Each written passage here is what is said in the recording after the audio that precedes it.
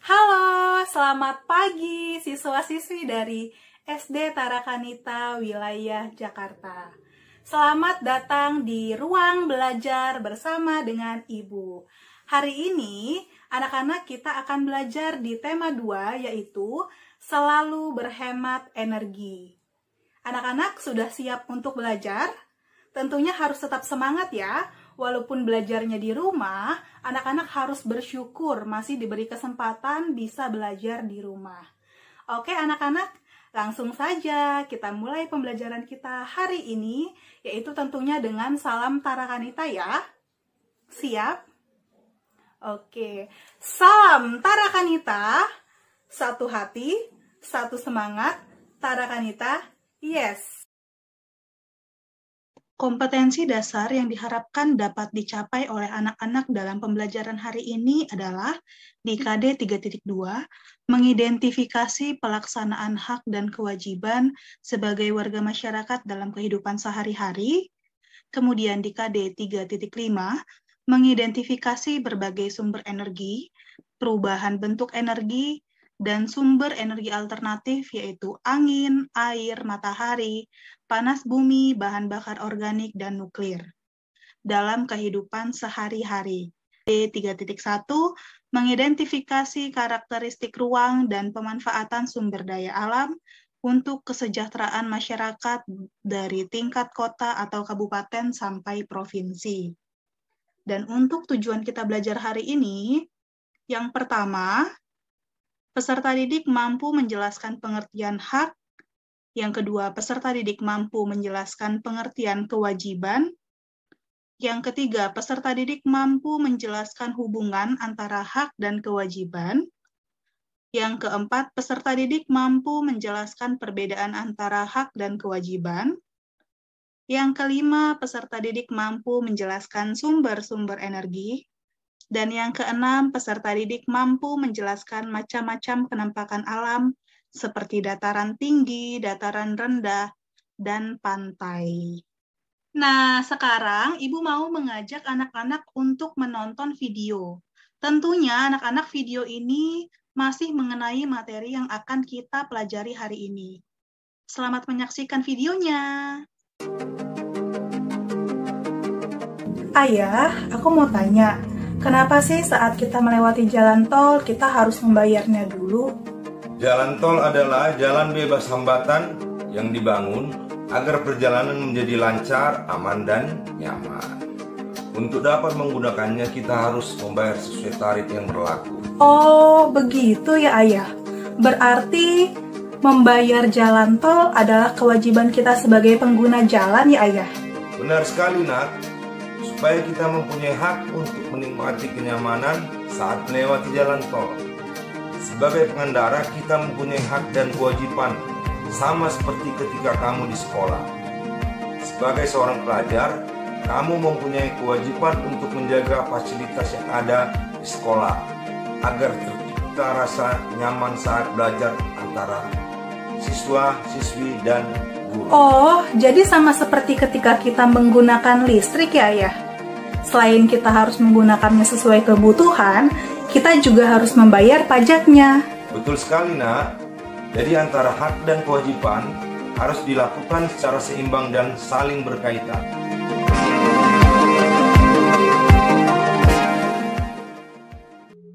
Kita sering mendengar hak selalu disandingkan dengan kewajiban. Hal ini membuktikan bahwa hak dan kewajiban merupakan suatu kesatuan yang tidak dapat dipisahkan. Seperti halnya ketika kita menjalani kewajiban, selalu diiringi dengan hak yang akan kita dapatkan. Begitupun sebaliknya, ketika kita menuntut suatu hak yang akan kita dapatkan, tentunya perlu adanya kewajiban yang telah terpenuhi oleh kita untuk mendapatkan hak tersebut. Lalu, apa yang dimaksud dengan hak dan kewajiban? Hak adalah sesuatu yang diterima atau yang diperoleh setiap orang setelah memenuhi kewajiban. Sedangkan kewajiban adalah sesuatu yang harus dilakukan dengan penuh rasa tanggung jawab agar bisa mendapatkan hak. Hubungan antara hak dan kewajiban. Di sini Ibu sajikan siklus gambar mengenai hak dan kewajiban. Coba kita lihat di sini Ibu rumuskan hak bermainnya dapat dipenuhi, tetapi kewajiban belajarnya tidak dilaksanakan, maka hak untuk bermain tersebut akan hilang. Kemudian, anak-anak sudah melakukan belajar, tetapi anak-anak tidak mendapatkan hak untuk bermain. Nah, hal ini akan merugikan anak-anak sendiri karena kalian sudah melakukan kewajiban kalian. Maka, hubungan antara hak dan kewajiban harus dilakukan secara timbal balik dan dilakukan secara seimbang. Jika seseorang menginginkan haknya terpenuhi dengan baik, maka harus memenuhi kewajibannya terlebih dahulu dengan baik pula. Nah, coba anak-anak perhatikan, Ibu di sini sajikan gambar timbangan. Di gambar timbangan sebelah kiri, yaitu timbangan hak, dan di gambar timbangan sebelah kanan, timbangan kewajiban. Jadi antara timbangan hak dan timbangan kewajiban, ukurannya sama ya anak-anak, yaitu seimbang. Jadi dapat kita simpulkan bahwa pelaksanaan hak dan kewajiban dikatakan seimbang apabila hak yang diperoleh seseorang disertai pelaksanaan kewajibannya secara bertanggung jawab. Sekarang coba anak-anak buka e-book tema 2 halaman 12. Di sana akan ada 5 pertanyaan. Anak-anak boleh kerjakan 5 pertanyaan ini. Anak-anak jawab dengan benar. Jika anak-anak kesulitan, boleh langsung ditanyakan kepada Bapak atau Ibu guru kalian masing-masing. Oke, pertanyaan pertama ada apa yang dimaksud dengan hak?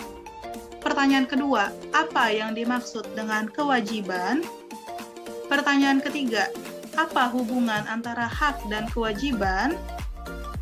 Dan pertanyaan yang keempat, mengapa hak dan kewajiban harus dilakukan secara seimbang? Dan pertanyaan terakhir nomor 5, bolehkah menuntut hak tanpa melakukan kewajiban? Nah, Ibu yakin dari pertanyaan nomor 1 sampai nomor 5 anak-anak bisa mengerjakannya, karena tadi sudah kita bahas di slide sebelumnya. Setelah anak-anak mengerjakan 5 latihan soal tadi, sekarang coba perhatikan 4 kegiatan pada gambar di bawah ini. Keempat gambar ini mewakili beberapa dari banyaknya kegiatan yang dilakukan oleh manusia. Manusia dapat melakukan berbagai hal tentunya karena adanya bantuan dari energi. Apa yang dimaksud dengan energi? Energi adalah kemampuan atau kekuatan yang mendukung manusia untuk dapat melakukan suatu hal. Tentu saja, energi ini dihasilkan oleh sebuah benda atau benda-benda yang ada di sekitar kita. Benda-benda tersebutlah yang dapat menghasilkan energi yang dapat kita sebut dengan sumber energi. Di sini, Ibu sudah sajikan macam-macam sumber energi yang terbagi menjadi 2, yaitu yang pertama, sumber energi yang dapat diperbarui, artinya, sumber energi yang dapat dengan cepat dipulihkan atau dikembalikan secara alami, dan tentunya prosesnya dapat dilakukan secara berkelanjutan. Dan yang kedua, sumber energi yang tidak dapat diperbarui. Artinya, sumber energi yang diperoleh dari sumber daya alam yang waktu pembentukannya dapat sampai jutaan tahun. Ada 6 contoh sumber energi yang dapat diperbarui, yaitu yang pertama matahari, kedua air, yang ketiga angin, yang keempat bahan makanan, Dan yang kelima ada panas bumi, dan yang keenam ada biomasa.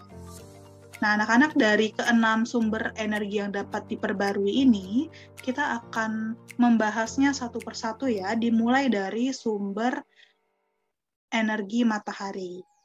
Matahari adalah sumber energi yang terbesar bagi kehidupan kita di bumi. Matahari dapat menghasilkan energi panas dan energi cahaya. Di sini Ibu sudah tampilkan 6 pemanfaatan matahari. Yang pertama, dapat dijadikan sebagai pembangkit listrik tenaga surya. Yang kedua, menghangatkan tubuh. Yang ketiga, mengeringkan pakaian. Yang keempat, mengeringkan bahan makanan seperti padi, ikan asin, kerupuk, dan lain-lain. Dan yang kelima, membuat garam. Keenam, membantu proses fotosintesis. Selanjutnya, energi air. Energi yang dimanfaatkan dari air adalah gerakannya, sehingga air merupakan sumber energi gerak. Air yang berada di tempat tinggi tentunya memiliki energi yang besar ketika jatuh, misalnya air terjun. Air dapat dimanfaatkan, yaitu yang pertama, kalau air terjun itu untuk pembangkit listrik tenaga air, yang digunakan untuk menggerakkan turbin pada generator yang dapat menghasilkan energi listrik. Yang kedua, air dapat dimanfaatkan untuk arung jeram. Yang ketiga, air dapat dimanfaatkan untuk membantu kita manusia ketika melakukan aktivitas mencuci, mandi, minum, dan lain-lain. Yang keempat, air dapat digunakan untuk menggerakkan perahu. Dan yang kelima, mengairi persawahan. Sumber energi yang selanjutnya adalah angin. Angin merupakan udara yang bergerak. Pemanfaatan angin yang pertama, dapat dimanfaatkan untuk menggerakkan perahu layar, layang-layang, dan kincir angin. Nah, anak-anak, angin ini juga dapat dijadikan sebagai pembangkit listrik tenaga bayu atau PLTB. Dan yang ketiga, dengan adanya angin dapat membantu kita untuk mengeringkan pakaian. Dan yang keempat, angin dapat membantu proses penyerbukan tanaman. Sumber energi selanjutnya yaitu ada dari bahan makanan. Tentunya anak-anak semua makhluk hidup membutuhkan makanan ya, termasuk anak-anak dan juga ibu. Energi yang ada di dalam bahan makanan diperlukan untuk melakukan berbagai aktivitas. Misalnya aktivitas berjalan, berlari, dan bermain. Makanan yang kita makan merupakan sumber energi yang tentunya bermanfaat untuk mengganti sel-sel tubuh yang rusak, menggerakkan organ-organ tubuh, memenuhi keperluan hidup, dan mempertahankan kelangsungan hidup. Sumber energi yang kelima yaitu panas bumi. Panas bumi merupakan energi yang bersumber dari perut bumi. Tentunya panas bumi dapat dimanfaatkan sebagai pembangkit tenaga listrik. Dan sumber energi yang dapat diperbarui yang keenam, yang terakhir, yaitu biomasa. Biomasa dapat dimanfaatkan sebagai bahan bakar pengganti minyak dari bahan bakar fosil. Nah, itulah anak-anak tadi 6 sumber energi yang dapat diperbarui. Sekarang mari kita lihat mengenai sumber energi yang tidak dapat diperbarui. Yaitu yang pertama ada dari bahan bakar fosil. Bahan bakar fosil berasal dari makhluk hidup dan mikroorganisme yang hidupnya selama jutaan tahun silam dan terkubur di dalam perut bumi. Akibatnya dari pengaruh tekanan suhu tinggi dapat membuat fosil-fosil tersebut berubah menjadi gelembung-gelembung minyak dan gas. Di sini Ibu punya 3 contoh dari bahan bakar fosil. Yang pertama minyak bumi. Coba anak-anak lihat, Ibu sudah sajikan gambar pria yang sedang menaiki kendaraan bermotor. Nah, tentunya pria ini dapat menjalankan motornya karena adanya sumber energi untuk menjalankan motor tersebut. Sumber energi tersebut berasal dari bahan bakar, yaitu bahan bakar minyak bumi. Hasil pengolahan minyak bumi dapat berupa bensin, solar, dan minyak tanah. Bensin dan solar digunakan sebagai bahan bakar kendaraan, sedangkan minyak tanah dapat digunakan sebagai bahan bakar kompor untuk memasak dan juga bahan bakar lampu Petromax. Kemudian yang kedua, yaitu gas bumi. Proses pembentukan minyak bumi tentunya selalu diikuti oleh pembentukan gas bumi juga. Sering ditemukan sumur minyak yang di dalamnya terdiri dari minyak bumi dan gas alam. Gas bumi dapat dimanfaatkan sebagai pembangkit listrik dengan bahan bakar gas dan dapat digunakan sebagai bahan baku untuk pembuatan pupuk. Nah, di sini ada yang ketiga, contohnya yaitu batu bara. Batu bara berasal dari makhluk hidup dan mikroorganisme yang mati dan terkubur selama jutaan tahun silam. Dan proses pengambilan batu bara dari dalam bumi dapat dilakukan dengan cara penambangan ya. Dan anak-anak jangan lupa, manfaat dari batu bara ini yaitu sebagai bahan bakar untuk pembangkit listrik. Selanjutnya, sumber energi yang tidak dapat diperbarui dari nuklir. Bahan bakar nuklir yang utama disebut dengan uranium. Sumber energi nuklir didapatkan dengan menambah uranium dan thorium. Bahan bakar nuklir juga terdapat di dalam lapisan tanah, sehingga untuk mengeksploitasinya dibutuhkan proses penambangan sehingga suatu saat akan habis. Oke, anak-anak, sudah ya kita pelajari mengenai sumber energi yang dapat diperbarui dan yang tidak dapat diperbarui. Sekarang mari anak-anak ibu punya 9 gambar. Nah, 9 gambar ini marilah anak-anak pasangkan sesuai sumbernya masing-masing. Di tengah-tengahnya ibu sudah sajikan sumber energi yang dapat diperbarui dan sumber energi yang tidak dapat diperbarui. Jadi, tugas anak-anak hanya memasangkan gambar-gambar ini dengan benar.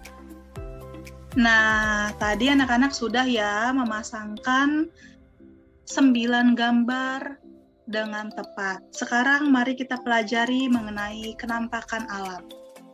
Apa itu kenampakan alam? Kenampakan alam biasa disebut dengan istilah bentang alam. Kenampakan alam dibagi menjadi 2 wilayah, yaitu wilayah daratan dan wilayah perairan. Negara Indonesia memiliki bentang alam yang berbeda-beda di setiap daerahnya. Ada penduduk yang tinggal di daerah dataran tinggi, ada juga penduduk yang tinggal di dataran rendah, bahkan ada juga yang tinggal di daerah pegunungan dan juga pantai. Mari anak-anak kita bahas mengenai macam-macam kenampakan alam yang terbagi menjadi 2, yaitu yang pertama, kenampakan alam wilayah daratan dan kenampakan alam wilayah perairan. Kita mulai dari kenampakan alam wilayah daratan dulu. Nah, daratan merupakan wilayah di permukaan bumi yang tidak digenangi oleh air.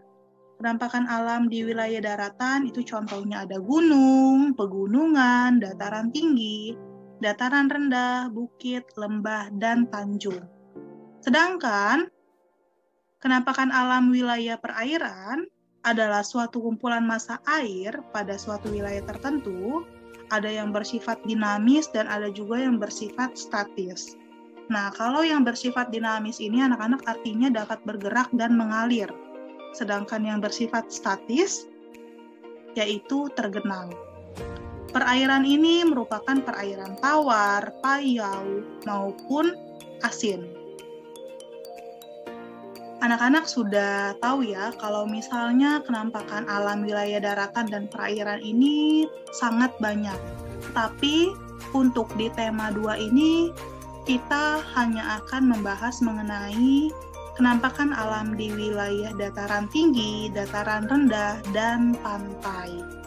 Kita mulai dari dataran tinggi ya anak-anak. Di sini, dataran tinggi dikenal dengan istilah plateu atau plato. Jadi, kalau misalnya Bapak Ibu Guru menyebutkan plateau atau plato, itu artinya adalah dataran tinggi. Nah, dataran tinggi berada di daerah pegunungan atau dikelilingi oleh bukit-bukit, sehingga ketika kita berada di dataran tinggi, udaranya sangat dingin dan segar. Dataran tinggi adalah permukaan bumi berupa daratan yang luas dan berada pada ketinggian 200 sampai 600 meter di atas permukaan laut.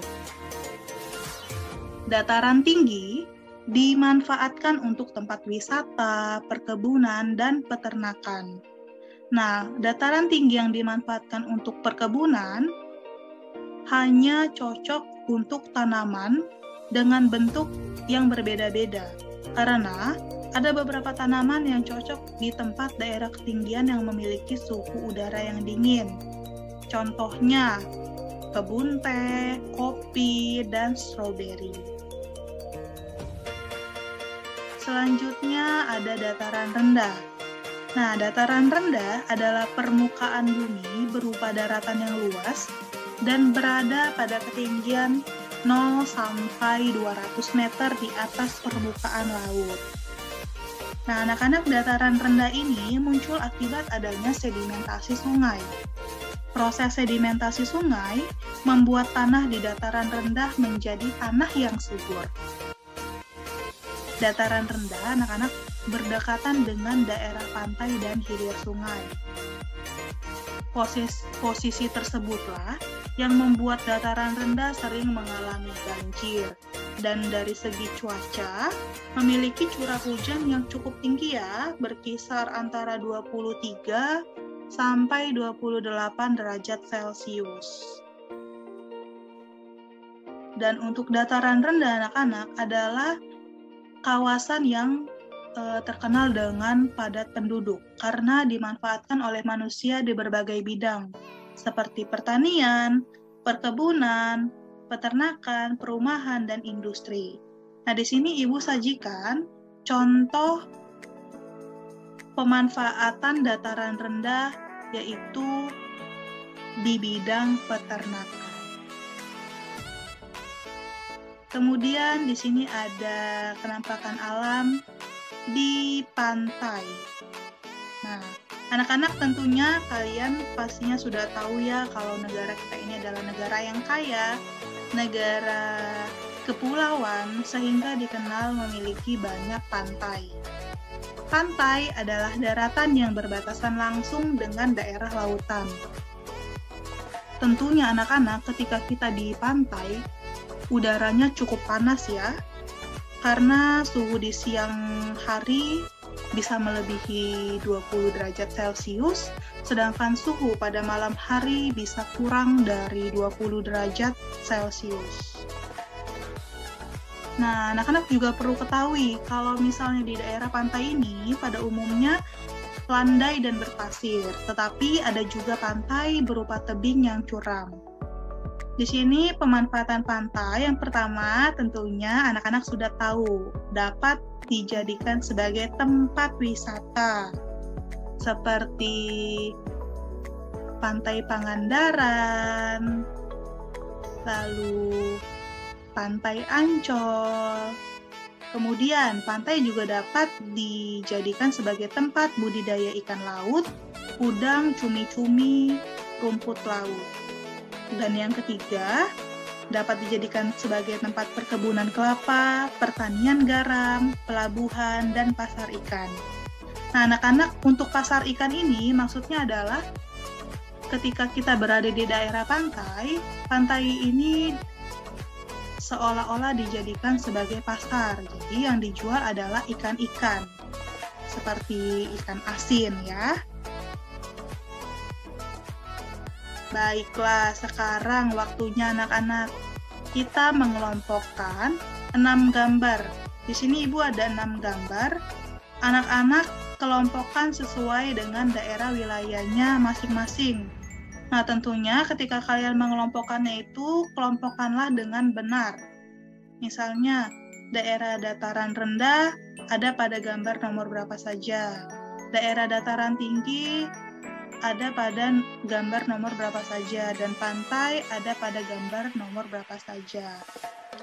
Nah, anak-anak ketika mengerjakannya, kerjakanlah dengan teliti, diingat-ingat tadi kalau misalnya daerah pantai di nomor berapa ya, dataran rendah di nomor berapa ya, dan dataran tinggi di nomor berapa ya.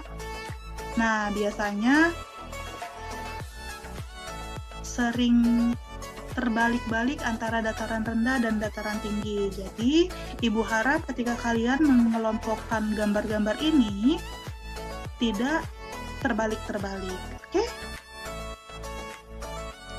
Oke, anak-anak, sudah selesai nih materi kita hari ini. Jadi, tadi kita sudah pelajari mengenai hak dan kewajiban, kemudian kita juga sudah pelajari mengenai sumber energi, dan kenampakan alam wilayah Indonesia. Sudah banyak ya anak-anak ilmu yang kalian dapatkan hari ini. Jika anak-anak ada yang belum dimengerti, ada yang bingung, boleh langsung ditanyakan kepada wali kelasnya masing-masing. Ya, anak-anak jangan malu bertanya. Lebih baik kalian bertanya sekarang daripada nanti anak-anak bingung atau kesulitan ketika kalian mengerjakan PH. Dan tentunya selama belajar di rumah tetap jaga kesehatan dan selalu ceria.